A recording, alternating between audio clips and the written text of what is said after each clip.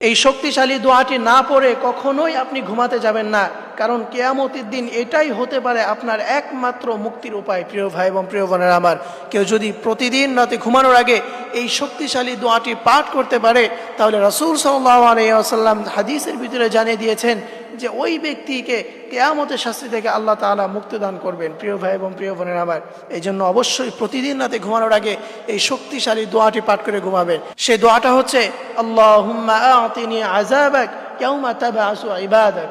এই দোয়াটি আপনার প্রতিদিন রাতে ঘুমানোর আগে অবশ্যই আপনি পাঠ করবেন, তাহলে দেখবেন ইনশাআল্লাহ আল্লাহ তাআলা কাল কিয়ামতের ময়দানে এই দোয়াটাই হতে পারে আপনার একমাত্র মুক্তির উপায়। এবং রাসূল সাল্লাল্লাহু আলাইহি ওয়াসাল্লাম অন্য একটি হাদিসের ভিতরে বলে দিয়েছেন, যে ব্যক্তি তার কোনো একটা বাণী শুনবে এবং অপর একটি ভাইয়ের কাছে পৌঁছে দিবে এবং সেও যদি এটার মাধ্যমে আমল করে, তাহলে কিয়ামতের ময়দানে আল্লাহ রাব্বুল আলামিন ওই ব্যক্তির চেহারাকে উজ্জ্বল করে দিবেন। সুবহানাল্লাহ।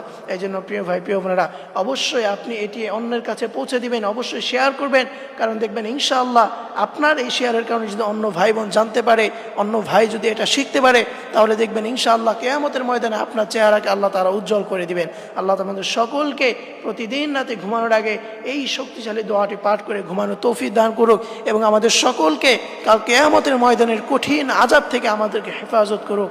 সকলেই পড়ি আমিন।